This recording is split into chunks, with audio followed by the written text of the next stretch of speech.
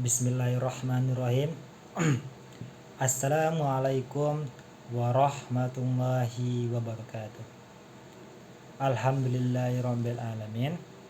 Assalatu wassalamu ala asrafil anbiya'i wal mursalin wa ala alihi wa sahbihi rasulullah ajmain. Pertama sekali marilah kita ucapkan puji dan syukur atas kehadirat Allah yang telah melimpahkan rahmat serta karunia kepada kita semua. Dan tidak lupa mari kita hadirkan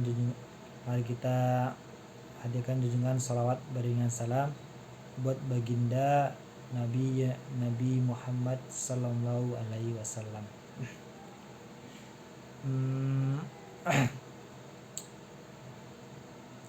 Pada kesempatan kali ini saya Muhammad Rizwan dengan mahasiswa jurusan Pendidikan Bahasa Arab UIN Imam Bonjol Padang dengan NIM 2214020067, yang mana pada kesempatan kali ini saya akan menjelaskan tentang hadis yang menjelaskan tentang hijrahnya Nabi ke Madinah.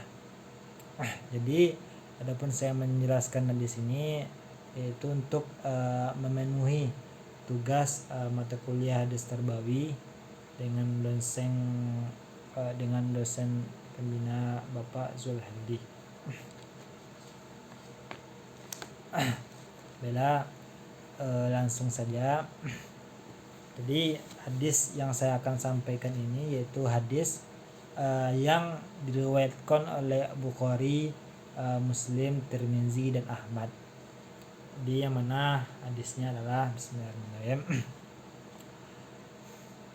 Haddatsana Anas bin Malikin anna Abu Bakrin As-Siddiq haddatsahu qala nazartu ila aqdamil musyrikina ila ru'usina wa nahnu fil ghari faqultu ya Rasulullah law anna ahadahum nazra ila qadamaihi absarna tahta qadamaihi faqala ya Aba Bakrin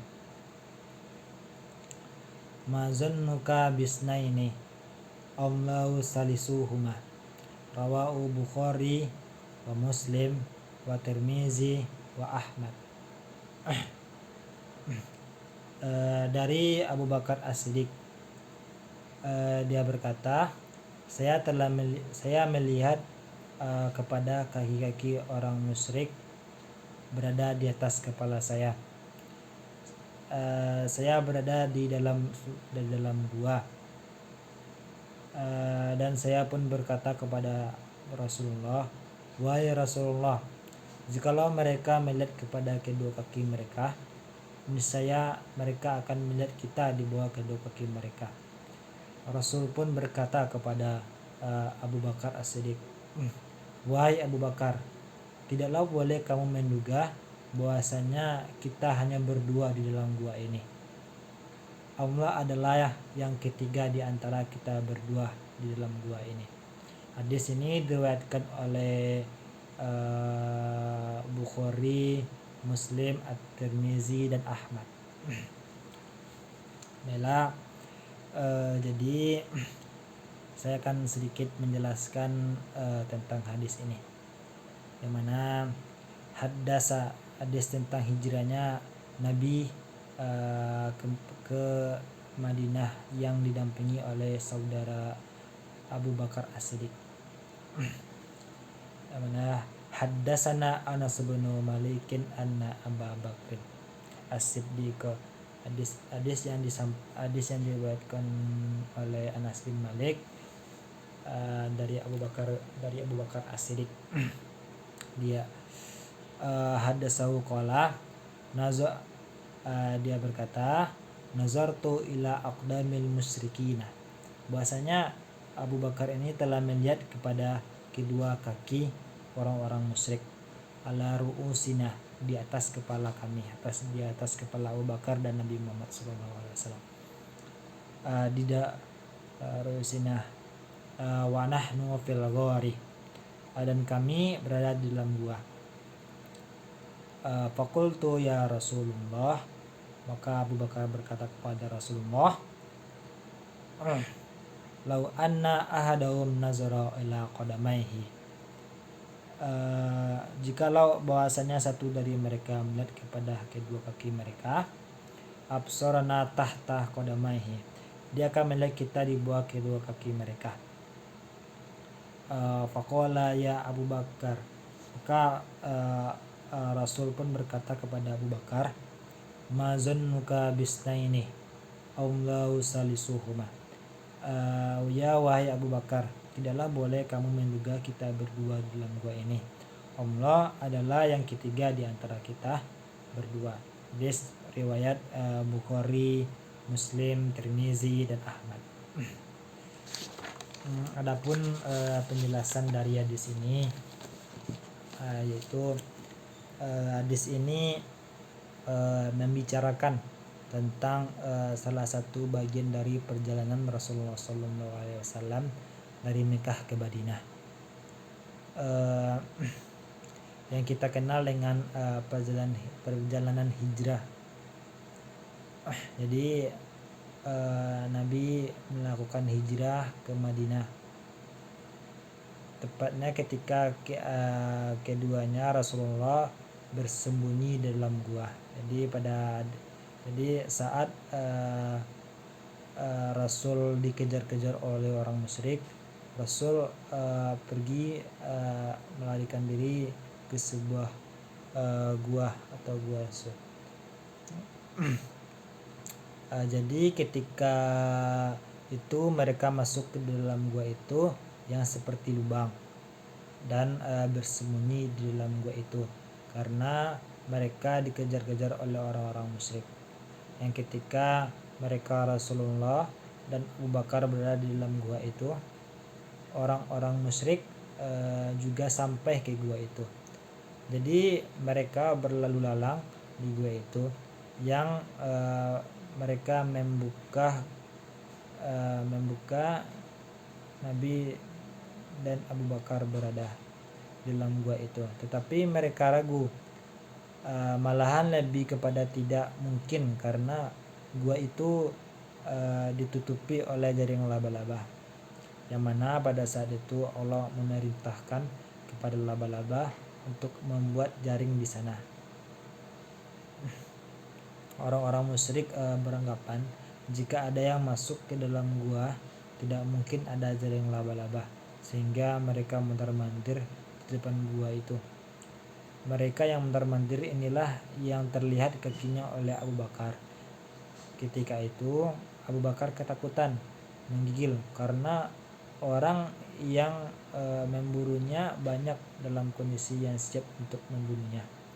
Ketika itu Abu Bakar berbisik kepada Rasulullah, wahai Rasulullah, andaikan ada satu orang saja di antara orang-orang musyrik yang mengejar kita ini, yang siap untuk membunuh kita ini, andai ada satu orang saja yang melihat ke arah kakinya, pasti dia akan melihat kita. Namun Rasul menenangkan Abu Bakar, janganlah engkau menyangka bahwasanya kita hanyalah berdua, karena itu salah.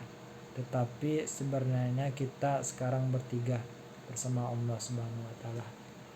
Jadi Rasul meyakinkan pasti Allah akan melindungi mereka. Perjalanan hijrah Nabi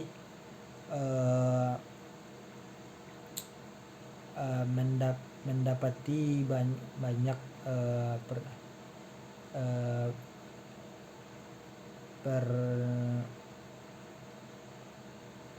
adapun Nabi melakukan hijrah ke Madinah ini atas perintah Allah, yang pada saat itu kaum musyrik itu tidak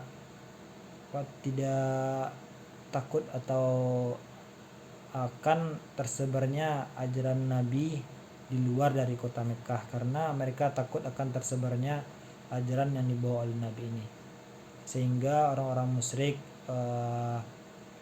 menyuruh atau melakukan sayembara yang mana yang bisa menemukan atau menangkap rasul, maka akan diadai atau diberi 100 ekor unta, sehingga berbondong-bondonglah kaum musyrik ini untuk mengejar Nabi yang melakukan hijrah pada saat itu. Di dalam sebuah riwayat yang saya baca, lamanya perjalanan hijrah Nabi ke Madinah itu sekitar 4 atau 3 hari, yang mana beliau lama berada di dalam gua karena dikejar-kejar oleh kaum musyrik tadi. Jadi kaitan hadis ini dengan pendidikan.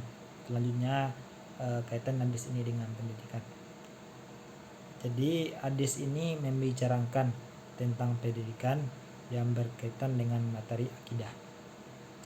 Di dalam hadis ini dijelaskan bahwa seseorang harus yakin jika seseorang berjalan di jalan kebenaran, dia pasti akan diberikan ujian.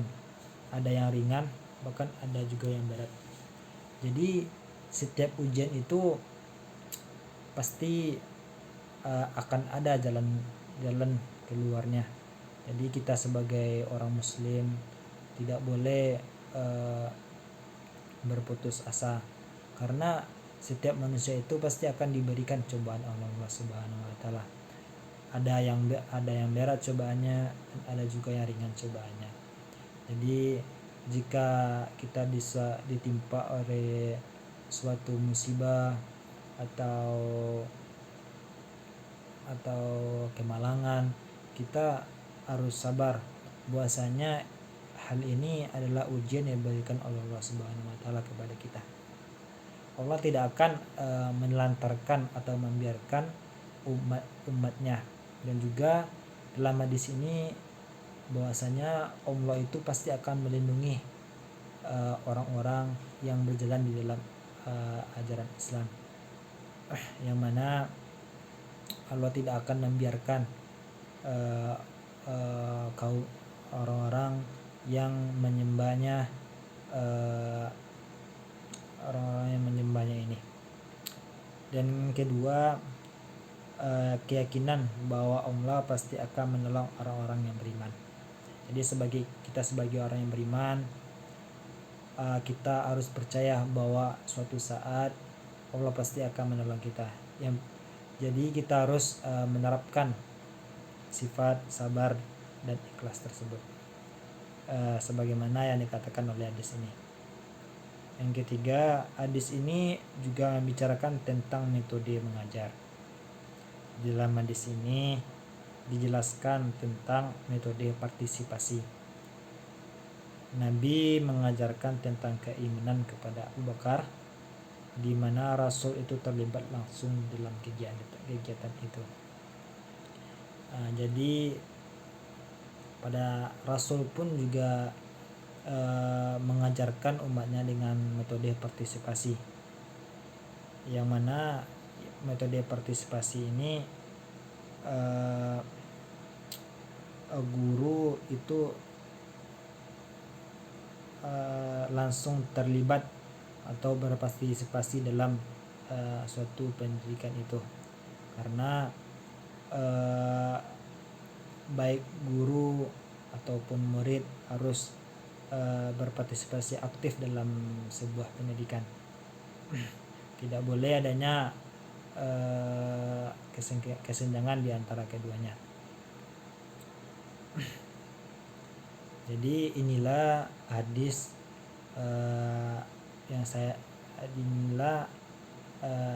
hadis yang menceritakan atau yang membahas tentang perjalanan Nabi Muhammad SAW hijrah ke Madinah yang didampingi oleh Abu Bakar As-Siddiq.